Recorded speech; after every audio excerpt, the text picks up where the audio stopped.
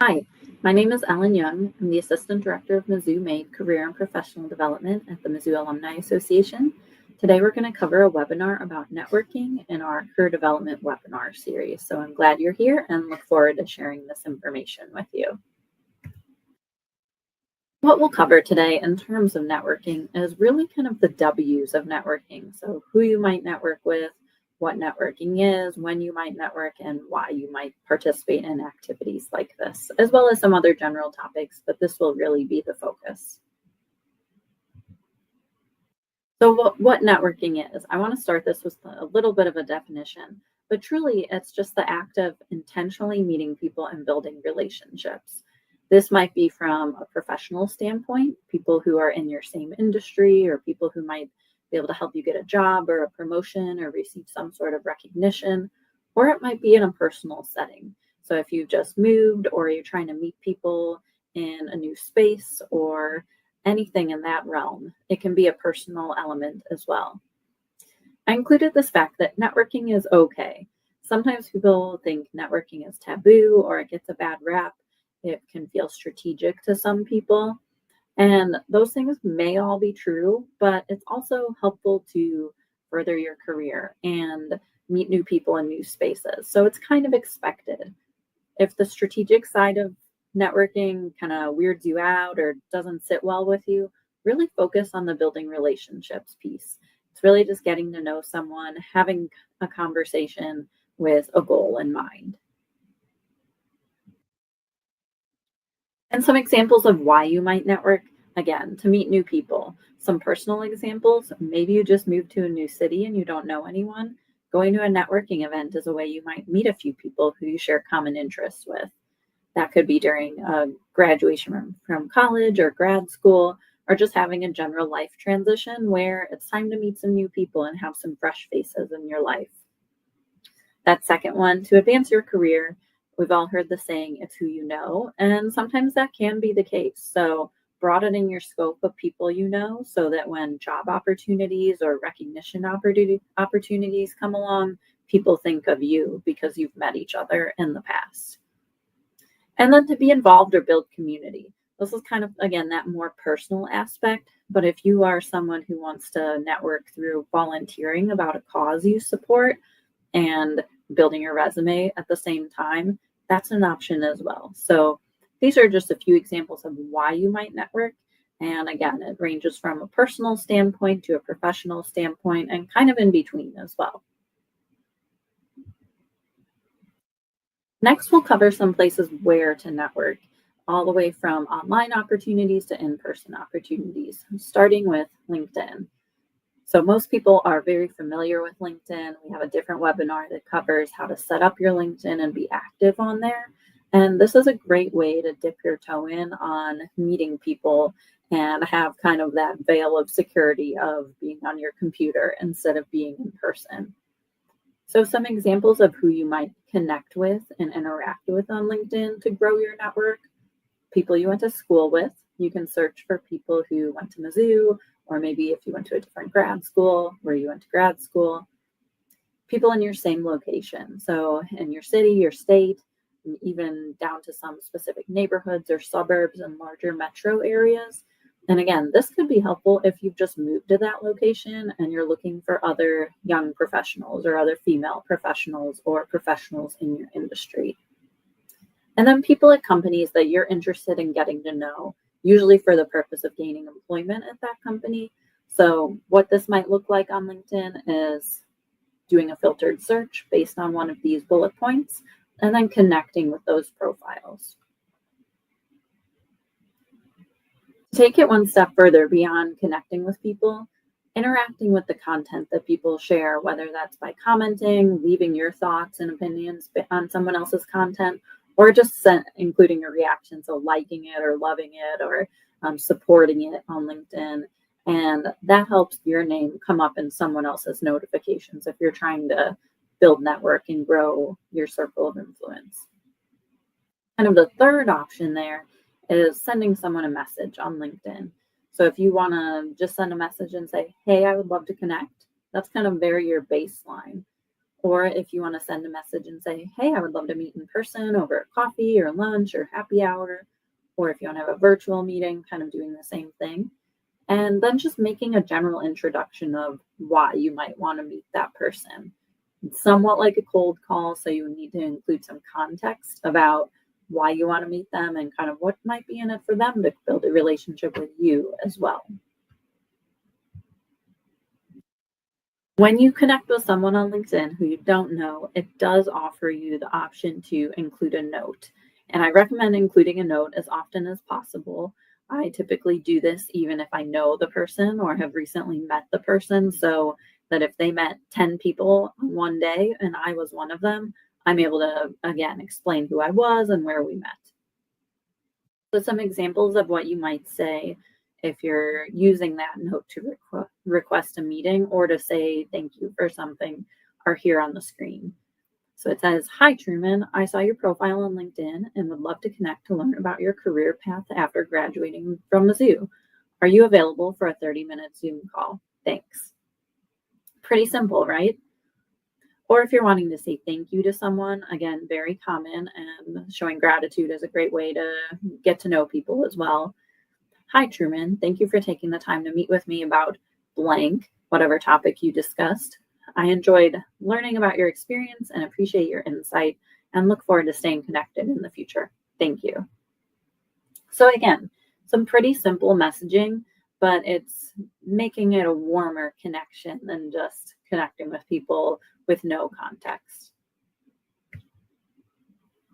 Professional groups are another opportunity to meet people. And I'm going to use some examples that we have here in Columbia, Missouri. So if you're in a larger metro area, you probably have these similar examples. If you're in a smaller area, you might have something like this, but you might have to work a little harder to find out where they are, or maybe start a group yourself, which we'll talk about. So the Chamber of Commerce where you live might be a great opportunity for networking. The one here in Columbia is fantastic. It's very vibrant. It has a large membership base with a lot of different specialty areas, and I've included some of those here. And generally, what the Chamber of Commerce does in your city, your town, wherever it may be, is it's a support for business owners and businesses in that location. So they keep people up to date on maybe government affairs or things that are going on that business owners need to know. If there's rent increases or if laws are being passed or if they need to collaborate to get some projects done. That's what chambers typically do. Within that umbrella, they may be hosting community events, meetings. Ours here in Columbia hosts ribbon cuttings on new businesses open or new achievements happen at a business. There's roundtables and brainstorming sessions, planning meetings, educational events with outside speakers who travel here just to share their information and knowledge with our community. Most of these events are open to the public. There may be a small fee to attend. Chambers are typically membership based. So if you are a member, you may pay a smaller fee or no fee. And if you're not a member, you may pay a little bit higher of a fee or not be able to attend if it's member only. The Columbia Chamber has some wonderful specialty groups, like I mentioned, a group specifically for young professionals. So people who are finding the footing in their career, in their workforce area, getting to know each other and kind of be on a level playing field.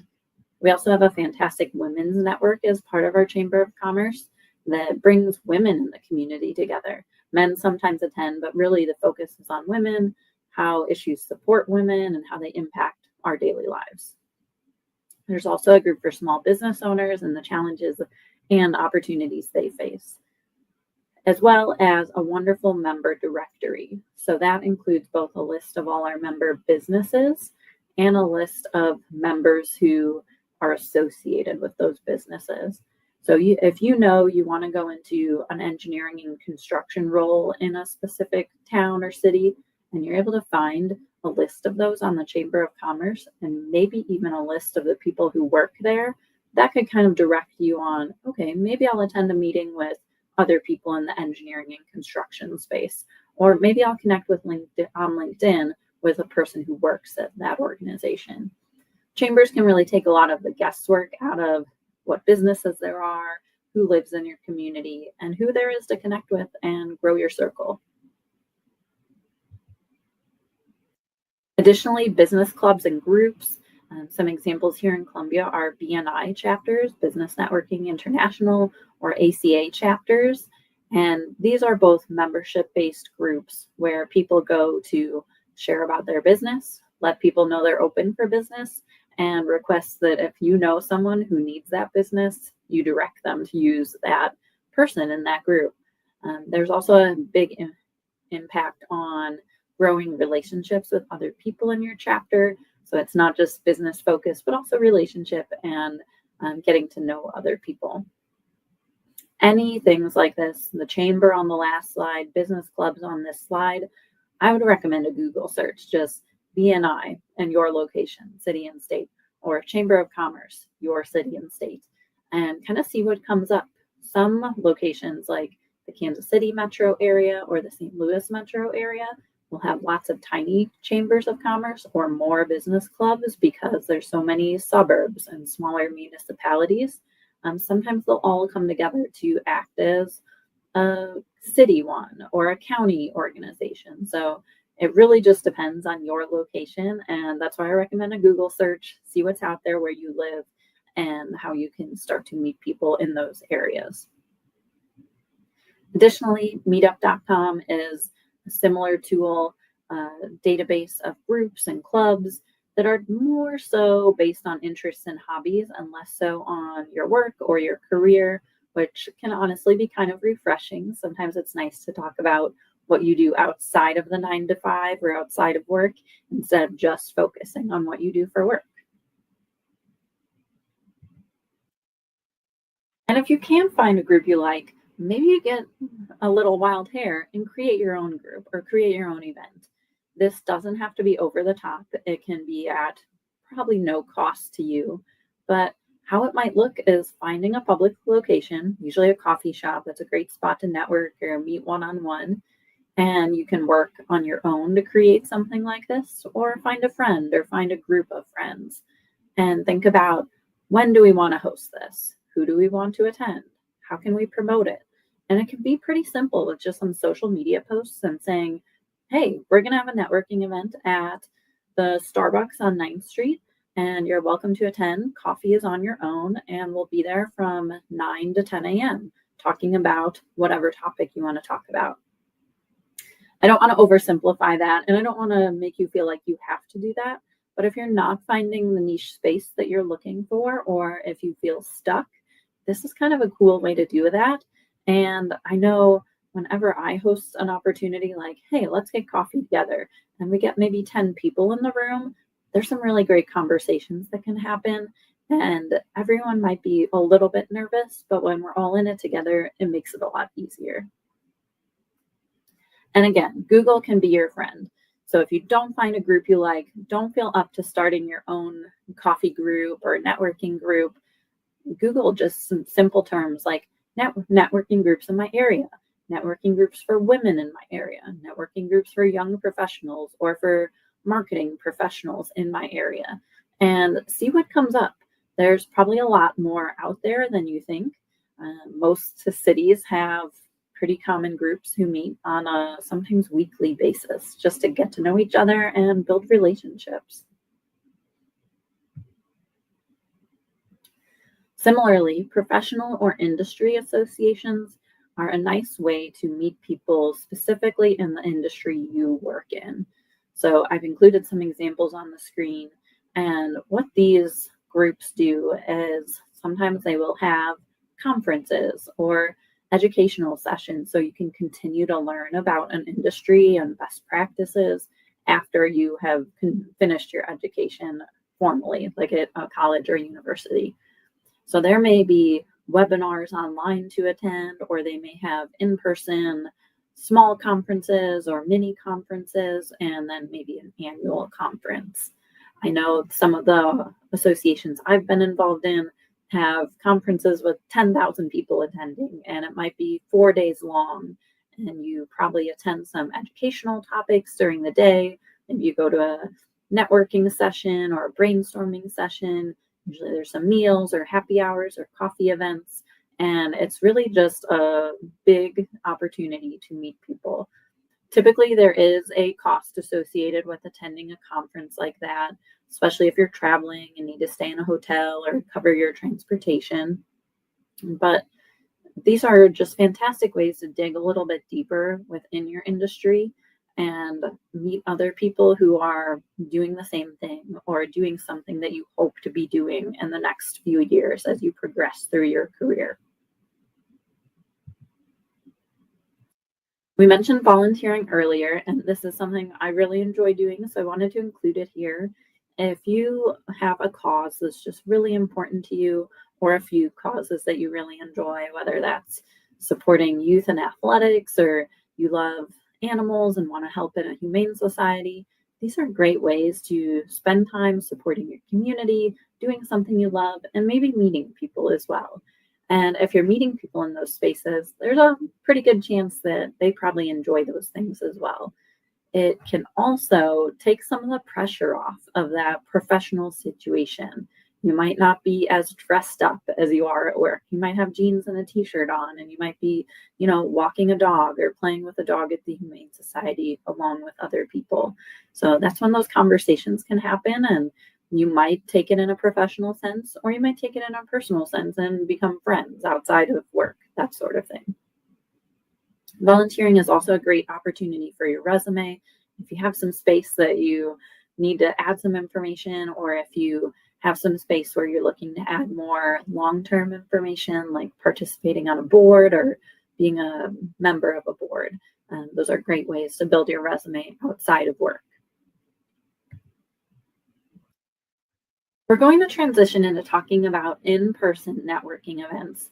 And these can really mean a lot of things. It's really a broad topic of what is a networking event.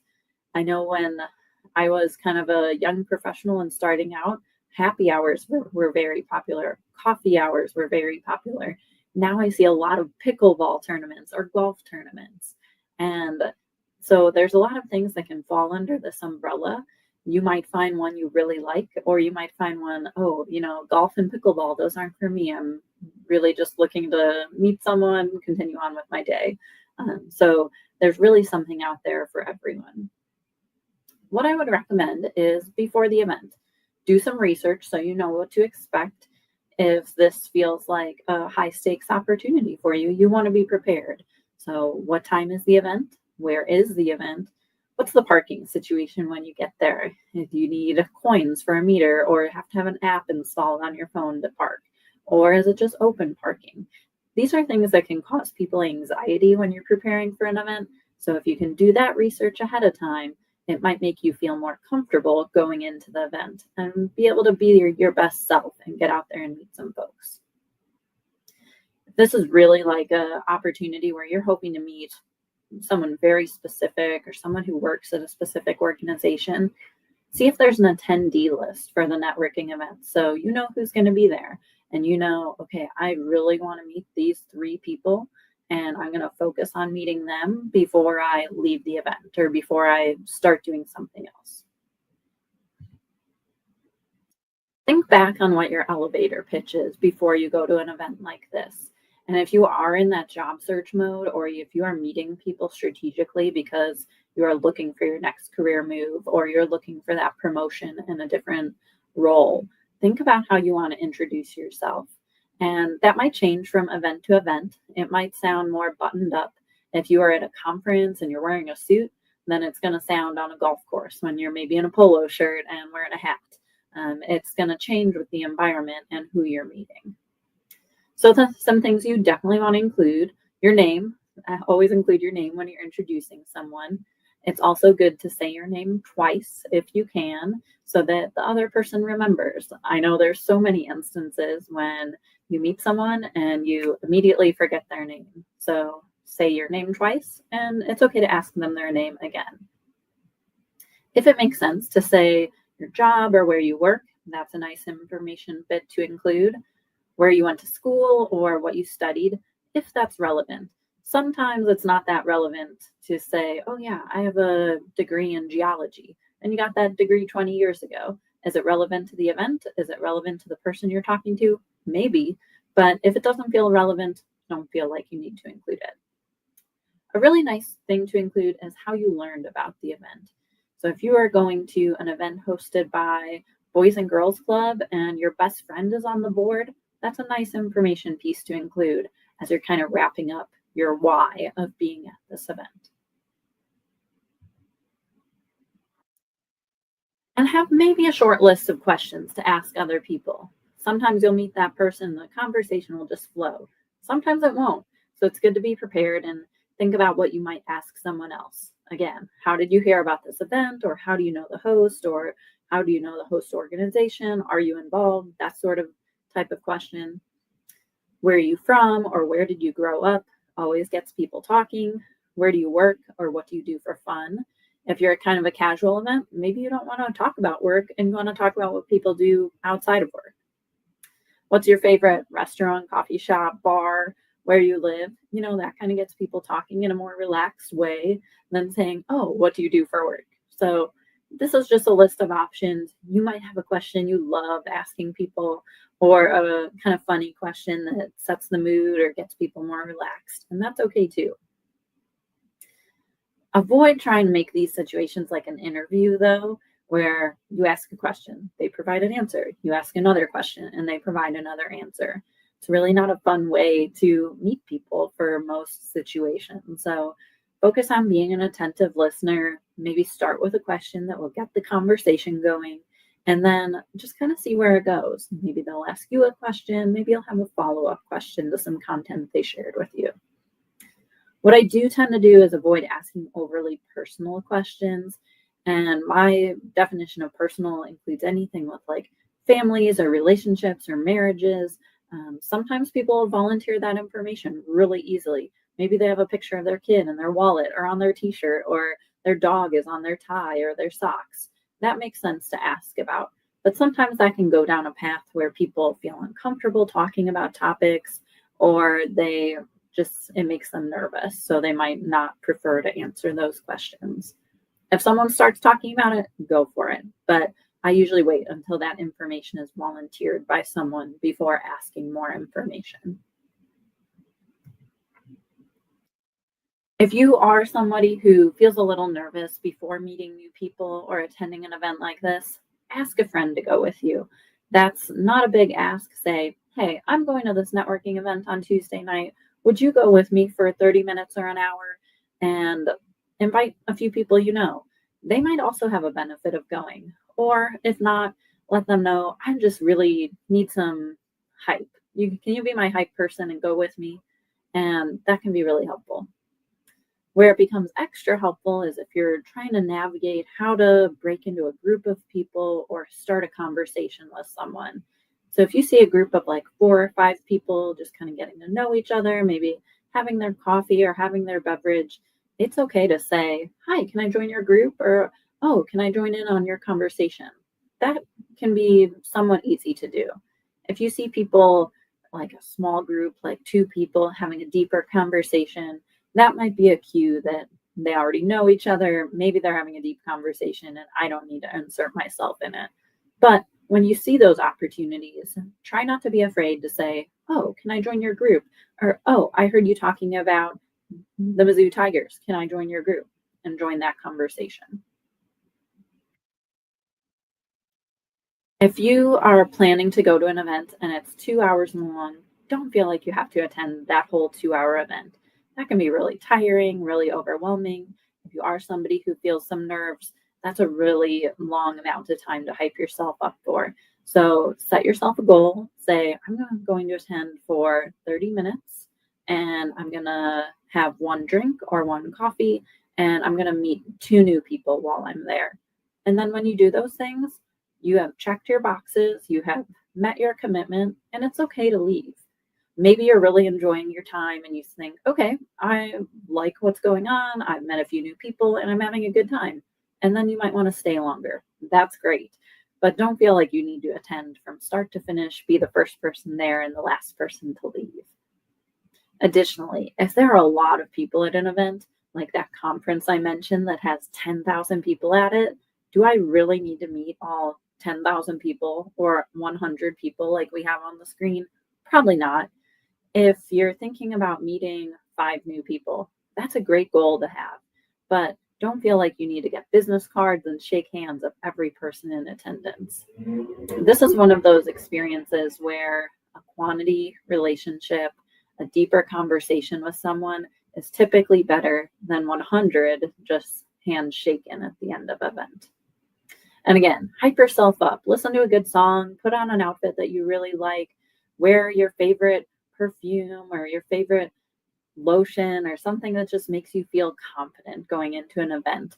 And that can really help set the tone of how you navigate and prepare for an experience of meeting new people. After you meet someone at an event, it's wonderful to ask for their business card.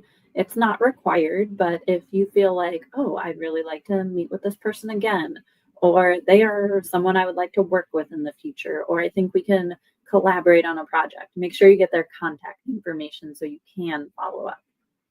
Connecting on LinkedIn is a great way.